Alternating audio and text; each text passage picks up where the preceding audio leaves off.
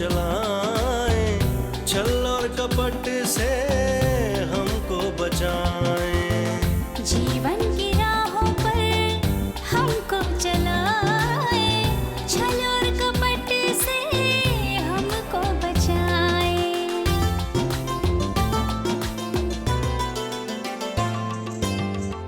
अच्छे बुरे की पहचान कराएं, जीवन पथ को रोशन बनाएं।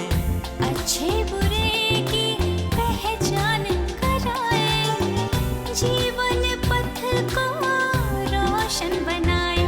ये है जातक कथाएं, ये है जातक कथाएं, ये है जातक कथाएं।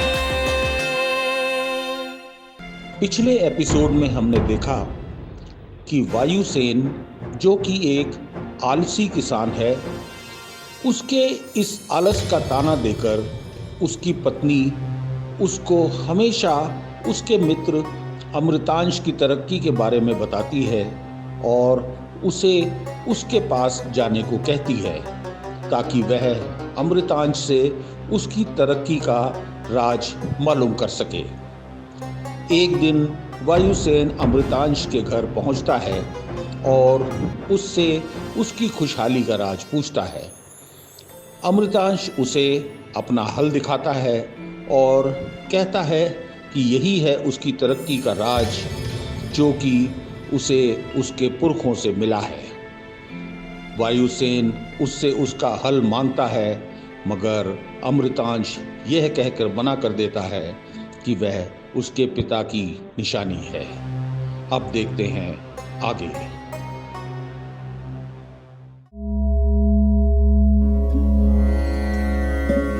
आचार्य श्री, मन में एक जिज्ञासा है, अगर आप आज्ञा दें तो मैं निवेदन करूं। निसंकोच।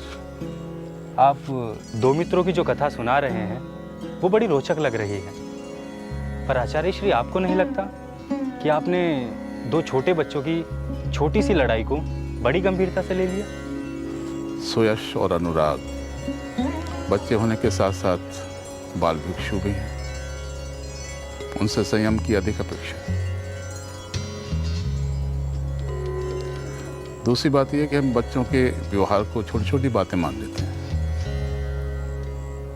जबकि उनके छोटे छोटे व्यवहारों में उनके भविष्य की झलक दिखती है। किसी भी समस्या का शुरुआत में ही अंत होना आवश्यक है।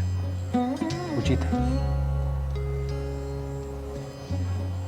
विश्राम के लिए चले। जो आज्ञा आचार्य श्री।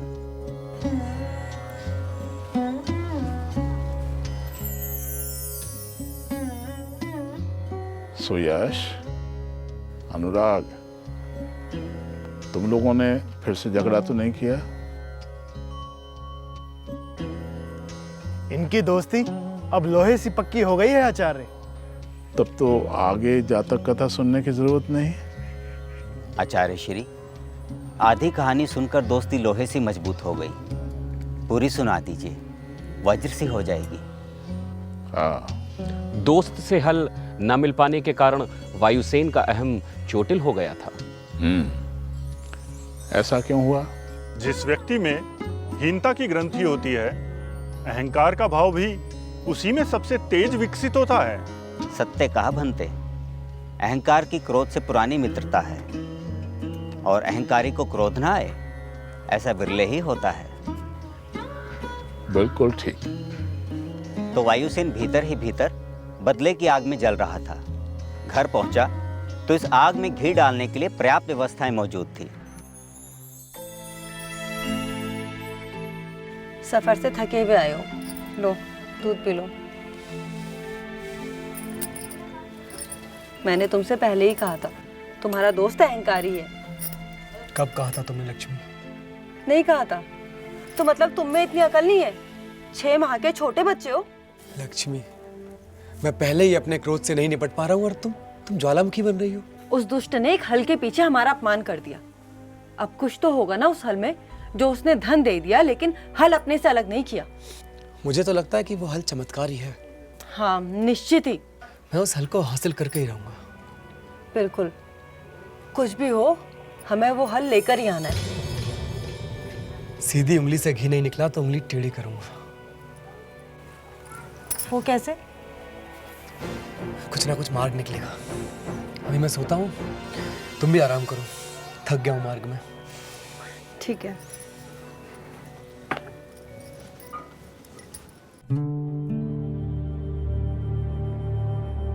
बाबा ने हमें तुरंत बुलाया है, न जाने वहां कितना समय लगेगा। तो क्या हम हल को यूं ही छोड़ जाएंगे? अगर किसी ने हल को चुरा लिया तो? मुझे तो ये चिंता सताए जा रही है। अगर तुम कहो तो क्यों ना ये हल मैं अपने मित्र वायुसेन के रखवा दूं? अगर आपको भरोसा है अपने दोस्त पर तो आप उसके घर ये हल रखवा सकते हो। क्या पता ये हल उसके लिए भी भाग्यशाली हो। हाँ, कह तो तुम ठीक रहे हो, और वह भी इस हल से अपना खेत जोत लेगा। तो चलो मैं ये हल वायुसेन को दे आता हूं। वायुसेन, मित्र वायुसेन। अरे अमृतांश, तुम यहाँ कैसे?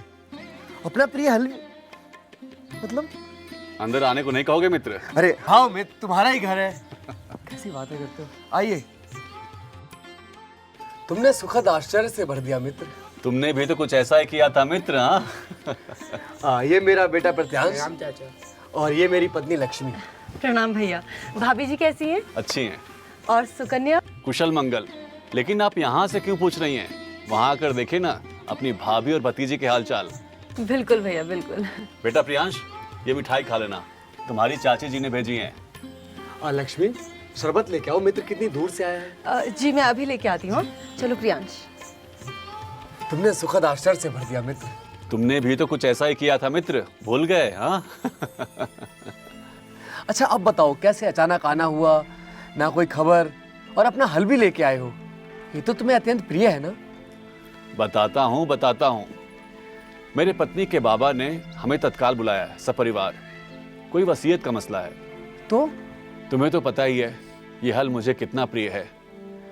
कोई और इसे संभाल कर रखे न रखे, तो मैंने सोचा तुमने इस हल के लिए इच्छा जताई थी।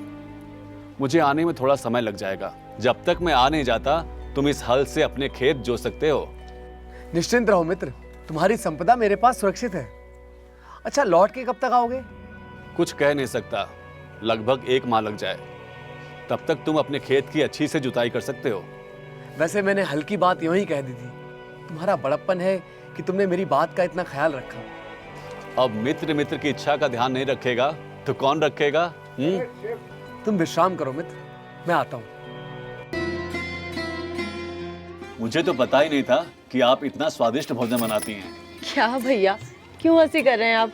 ये तो आपके भोजन का ही आकर्षण था कि वायुसेन मेरे घर रुका ही नहीं। क्यों, कोई और कारण हो तो बताओ मित्र। अरे मित्र, विवाह के बाद तो हर पति को इस पिंजरे में बंद रहना पड़ता है। हाँ, चाहे वो पिंजरा प्रेम का हो या भय का। इस बंधन में हर व्यक्ति है। अब इस सजा को चाहे हंस के काट लो या रोके। अब बहाने मत बनाओ मित्र। भाभी जी, अब आप ही बताइए, इन्हें आप घर में रोकती हैं या ये स्वयं घर में रुके रहते हैं? देखिए भैया, आप दोनों दोस्तों की बातों में ना मुझे नहीं पड़ना। आप खाना क्यों नहीं खा रहे? सब्जी लीजिए। अरे अमृतांश को दो, जो कैसा भूखा बैठा है। लीजिए भैया, एक रोटी तो। नहीं, अब और नहीं। भोजन गले तक पहुंच गया है, पेट और मन दोनों तृप्त हो गए। सच कहूं तो बहुत अच्छा लगता है पुराने मित्रों के साथ बैठना, उनके परिवार के साथ बैठना। ऐसा लगता है कि पुराना बचपन फिर से नए रूप में सामने आ गया हो। पुरानी यादें वर्तमान को भी सजा सकती हैं, जिससे भविष्य अपने आप सुंदर हो जाता है। और बेटे प्रियांश का अध्ययन कैसा चल रहा है? अरे पुत्र रत्न थोड़ा खुश नहीं है आजकल आचार्य से, तो अधिकतर लौट आते हैं विद्यालय से। बच्चों के मामले में अनुशासन से समझौता हानिकारक हो सकता है। अनुशासन का हल्का सा अंकुश बच्चों पे रखना ही चाहिए। अध्ययन से तुम्हारा मुंह गया नहीं अभी तक। भले ही किसानी करनी थी, लेकिन किताबें ऐसे चाटते थे मानो आचार्य बनना हो। खेती के साथ पुस्तकों से प्रेम भी संभव है, बस एक बार रस तो आ जाए। भाई, ना मुझे तब कोई समस्या थी ना अब है। अगर खुद ना पढ़ते तो मुझे अलग से कैसे पढ़ाते? वो तो मैं अब भी तैयार हूँ। एक बार पत्नी के मैके से लौट आऊं फिर आपको भी सपरिवार मेरे घर आना है। बिल्कुल। राम रति बहुत खुश होगी और बच्चों की भी आपस में मित्रता हो जाएगी। जी। हाँ बिल्कुल, आखिरकार इस दोस्ती को अगली पीढ़ी तक लेके जाना है हमने। क्यों नहीं। चलता हूँ मित्र, बहुत अच्छा लगा। ये आना भी कोई आना हुआ? इस आने को बिल्कुल भी आना नहीं माना जाएगा। यूं हवा के घोड़े पर चढ़कर आए और तूफान की तरह चल दिए तुम ना। विवश हूँ मित्र, क्या करूँ। वही पिंजरे वाली, तुमसे भी अब भाभी के बिना रहा नहीं जाता। तुम्हारे मुंह में घी शक्कर, लेकिन वो बच्ची और काम से राहत पाए तब तो। परंतु उन्हें काम करने की क्या आवश्यकता? प्रश्न आवश्यकता का नहीं, रुचि का है। घर पर तमाम काम है। कटाई बुआई के समय वो खेत पर मेरा हाथ बटाने भी आ जाती हैं। बच्ची को चित्रकला भी वही सिखाती हैं। दोनों तरफ एक ही हालात हैं। तुम खेत में साथ रहते हो और हम घर पर। ना साथ बिना तुम्हारा गुजारा है, ना साथ बिना हमारा गुजारा है। सच कहा, ये साथ ही तो जीवन को सुंदर बनाता है। अरे विलम्ब हो रहा है, चलता हूँ, वरना मित्रों की बातें भी कभी खत्म होती हैं। क्यों? सच कहा। लौट कर आऊंगा तो सारी बातें पूरी करूंगा, ठीक है? उस समय कोई बहाना नहीं चलेगा। रुकने की योजना बना के आना। जितना जी चाहे रोक लेना, पर अभी तो जाने दो। हाँ। शीघ्रता में हो मित्र। तुम्हें तुम्हारे गांव जाने का एक छोटा मार्ग बता देता हूँ। ये तो बहुत ही अच्छा रहेगा मित्र। प्रियांश, पुत्र प्रियांश। आया पिताजी। प्रियांश तुम्हें उस रास्ते तक ले जाएगा। जी पिताजी। प्रियांश, चाचा को वो रास्ता दिखा दो जो इनके गांव जाता है। जी। और सुनो, लौटते वक्त जल्दी घर आना। दोस्तों के साथ खेलने मत लगना, ठीक है? धन्यवाद मित्र, लेकिन छोटे मार्ग से लक्ष्य तक पहुंचने की पुरानी आदत गई नहीं तुम्हारी। चलो, आज मेरे भी काम आ जाएगी। हाँ? एक तो तुम्हें भाभी से डांट खाने से बचा रहा हूँ, ऊपर तुम मुझे ताने मार रहे हो। उपकार मानो मेरा, उपकार। सच कहा मित्र, लेकिन अर्धांगिनी का क्या है? इस बात पर नहीं तो उस बात पर डांट देगी। इस मामले में कोतवाल और पत्नी एक जैसे होते हैं। अच्छा, वो कैसे? दोनों के सामने अपराध जितना जल्दी स्वीकार करो उतना अच्छा, नहीं तो हालात खराब ही होते जाएंगे। लेकिन एक अंतर है, कोतवाल अपराध होने पर स्वीकार करवाता है, लेकिन पत्नी अपराध ना होने पर भी स्वीकार करवा सकती है। हाँ? सही कह रहे हो। चलो बेटा प्रियांश।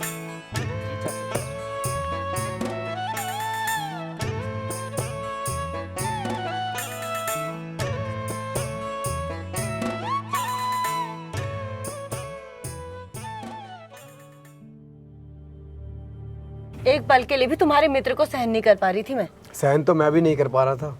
बार बार अपने अपमान का ख्याल आ रहा था मुझे। जब मांगा तब तो दिया नहीं उसने। जब अपनी आवश्यकता पड़ी तो देने चले आए। वाकई में, वरना कोई मूर्ख ही होगा जो इतनी दूर केवल हल देने के लिए आए। शुरुआत से ऐसी हरकतें करता है वो। जरूर उसकी पत्नी ने उसे समझाया होगा कि हल हमारे पास रखवाए और हमसे चौकीदारी करवाए। कह नहीं सकता, वैसे लगती तो नहीं थी इतनी कुटिल। तुम्हें दुनियादारी की समझ होती तो आज हमारी ये स्थिति ना होती। अब तो आ गई समझ। हाँ, संगत का असर है। तभी तो हमेशा इस संगत में रहना चाहता हूँ। सीधे काम की बात पर आओ। यानी हल की बात। बिल्कुल, वाकई में बहुत भाग्यशाली है ये हल। अब पत्नी के मैके से देखो, वसीयत भी मिल रही है तुम्हारे मित्र को। बिल्कुल। अब किसी भी तरह से इस हल को हथियाओ और उससे जोतो अपने खेत। क्या बात करती हो? ऐसा हल कोई खेत जोतने के लिए होता है? इसका पूजन होना चाहिए। देखो, जो चाहे करना है करो, लेकिन ये हल अब हमारे पास से जाना नहीं चाहिए। भाग्य ने इस हल को अब हम तक पहुंचाया है। पर अमृतांश से क्या कहूँगा? जो चाहे कहो, लेकिन ये हल हमारे पास से नहीं जाएगा। बस चाहता तो मैं भी यही हूँ, लेकिन कहूँगा क्या? बताती हूँ, सुनो।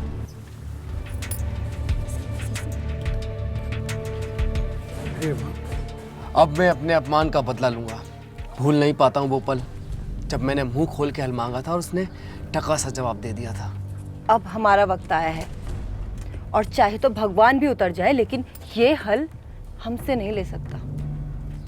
जो तुम्हारे पास आ गया वो वैसे ही कहीं नहीं जा पाएगा। मुझे ही देख लो। लेकिन ये हल हमारे पास है, इस बात की भनक किसी को नहीं होनी चाहिए। मेरी क्या हिम्मत। पर तुम देख लो, कहीं वो पड़ोसन आके तुम्हारे कान में फुसफुसाए और तुम बदले में उसके कान में फुसफुसा दो। इस हल में ही हमारी सारी समस्याओं का हल है। और सच बताऊं तो इस बारे में मैं अपने बच्चे तक को ना बताऊं। चलो, शुक्र है कि मुझे तो बता दिया।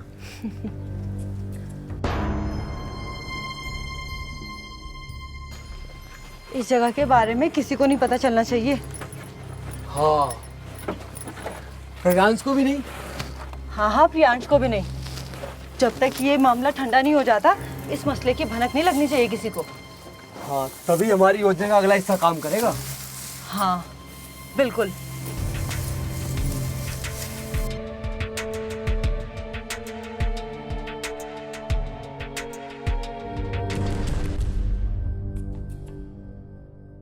वायुसेन, वायुसेन, कहाँ हो मित्र?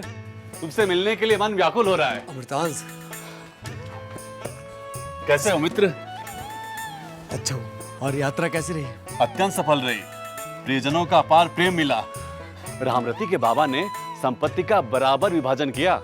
जितना पौत्रों को उतना ही पौत्रियों को। मैं भी अपनी संपत्ति का विभाजन बराबर ही करूंगा। वायुसेन, तुम चुप क्यों हो? तुम्हारे लिए तो कोई मसला ही नहीं है। तुम्हारे तो सिर्फ एक ही बेटा है। मित्र, क्या कहूँ कि मैं तुम्हारी अमानत की रखवाली नहीं कर पाया। मुझे क्षमा कर दो। क्या हुआ? तुम्हारा प्रिय हल। क्या हुआ मेरे हल को? तुम्हें याद है ना, पिछली बार मैं तुम्हारे पास मदद के लिए आया था, मेरे बीज चूहे खा गए थे। हाँ, बताया था तुमने। तुमसे जो मैं बीज लेके आया था ना, वो तो मैंने छिपा के रख दिए थे। अब क्या था कि चूहों को कुछ खाने को नहीं मिला और चूहे भूखे थे। मित्र, उन्होंने तुम्हारा हल खा लिया। चूहों ने हल खा लिया? हाथ से मत करो मित्र। क्या चूहे भी कभी हल खाते हैं? अमृतांश, तुम तो समझदार हो। तुम्हें तो पता है कि भूख जो ना कराए वो थोड़ा है। हाँ, सच कहते हो। भूखा जो न कर जाए थोड़ा ही है। अच्छा, मैं चलता हूं। कुछ आवश्यक काम है, लौट के मिलता हूं। हो, अगर भोजन करके जाते तो बेहतर रहता। नहीं, फिर कभी। हो सके तो अपने बेटे प्रियांश को मेरे साथ भेज दो। तुम्हारा बताया छोटा मार्ग अभी मुझे याद नहीं हुआ है। हाँ बिल्कुल, क्यों नहीं। प्रियांश, पुत्र प्रियांश। आया पिताजी। जी।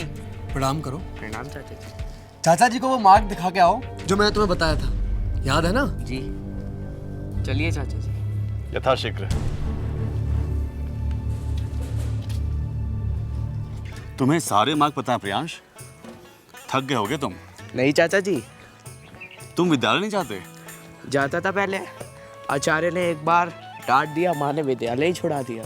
अच्छा, ये तो तुम्हारे पिताजी ने बताया नहीं मुझे। क्या करते हो दिन भर? खाता हूँ, खेलता हूँ। मेरे पास एक मीठा चूर्ण है, खाओगे? अच्छा, ये रहा।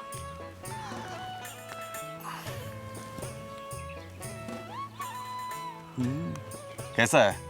स्वादिष्ट है ना? और लोगे? ये लो।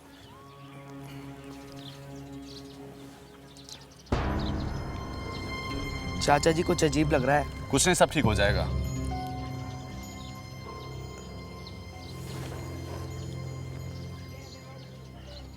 वायुसेन, अब तुम्हें तुम्हारे कर्मों का फल मिलेगा। ले आए अपना हल? नहीं, वो कह रहा है वो हल चूहे ने खा लिया। मुझे तो लग रहा है वो धोखा दे रहा है मुझे। क्या? भला चूहे भी हल खा सकते हैं? वो आपसे बिल्कुल झूठ बोल रहा है। और करो दोस्त पे विश्वास। मैंने वायुसेन को अपना प्रिय मित्र समझकर उस पर भरोसा किया, पर न जाने कि उसने मेरे साथ धोखेबाजी की। आपने कितने विश्वास के साथ उसके पास हल रखवाया था। तुम चिंता न करो भगवान, मैं उसे ऐसे नहीं छोड़ूंगा। उसे उसके झूठ का मजा चखा के ही रहूंगा। उसने मेरी मित्रता के साथ विश्वासघात किया है। अमृतांश, अमृतांश। अरे वायुसेन, तुम? मेरा पुत्र कहाँ है? अभी तक घर नहीं पहुंचा। अरे वायुसेन, मैं कैसे कहूं? मैं तुम्हारे दिखाए मार्ग पर चल रहा था, तभी एक विशाल पक्षी आया और तुम्हारे बेटे को उठा ले गया। क्या? तुम्हें पता भी है तुम क्या कह रहे हो? देखो वायुसेन, मैं तुम्हारे हृदय की भावना को समझता हूँ, पर क्या कहूँ, मुझे तो अपनी आंखों से देखने पर यकीन ही नहीं हो रहा था। मैं तुम्हें छोड़ूंगा नहीं। मैं तुम्हें कोतवाल पर घसीटूंगा। देखो वायुसेन, सत्य तो सत्य है और ये तुमसे बेहतर कौन जानता है ना? वायुसेन, कहो अपनी शिकायत। कोतवाल साहब, ये आदमी मेरे घर आया था और मैंने मार्ग दिखाने के लिए अपने पुत्र को इसके साथ भेजा, और अब ये कहता है कि मेरे पुत्र को कोई विशाल पक्षी उठा के ले गया है। अमृतांश, क्या यह सच है? जी कोतवाल जी, 100% सच। क्या कह रहे हो? ऐसे पक्षी दुनिया में कहाँ होते हैं? उसी दुनिया में जहाँ हल खाने वाले चूहे होते हैं। क्या ये क्या झमेला है? कोतवाल जी, मैं आपको पूरा वृतांत सुनाता हूँ। मित्र वायुसेन। अरे अमृतांश, तुम? अच्छा अब बताओ, कैसे अचानक आना हुआ, ना कोई खबर, और अपना हल भी लेके आए। तुम्हें तो पता ही है ये हल मुझे कितना प्रिय है। जब तक मैं आ नहीं जाता तुम इस हल से अपने खेत जोत सकते हो। निश्चिंत रहो मित्र, तुम्हारी संपदा मेरे पास सुरक्षित है। मैं तुम्हारी अमानत की रखवाली नहीं कर पाया, मुझे क्षमा कर दो। क्या हुआ? अब क्या था कि चूहों को कुछ खाने को नहीं मिला और चूहे भूखे थे। मित्र, उन्होंने तुम्हारा हल खा लिया। चूहों ने हल खा लिया? हाथ से मत करो मित्र, क्या चूहे भी कभी हल खाते हैं?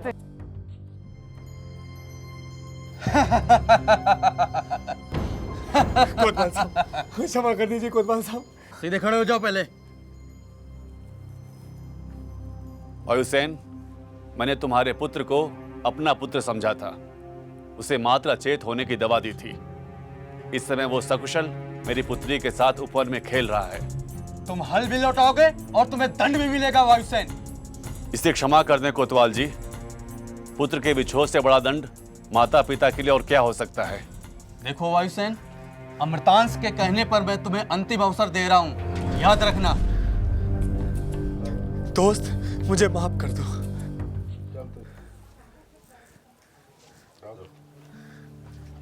बेटे को लौटाने और दंड से बचाने के लिए मैं तुम्हारा आभारी हूं। तुम सचमुच एक अच्छे दोस्त हो अमृतांश। मुझे भी माफ कर दीजिए भैया।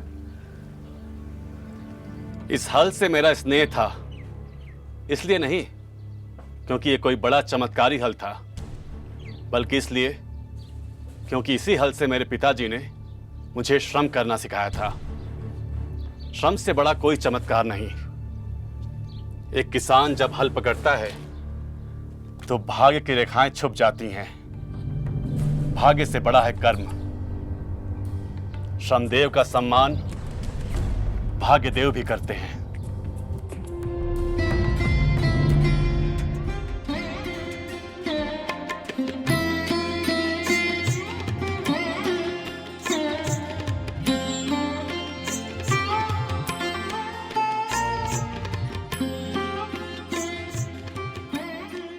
विश्वासघात, वो भी अपने मित्र के साथ, बहुत बड़ा पाप है। माता पिता हमें प्रकृति देती है, लेकिन मित्र हम स्वयं चुनते हैं। मित्र से द्रोह करना अपनी आत्मा से द्रोह करने जैसा है, जो अक्षम्य है।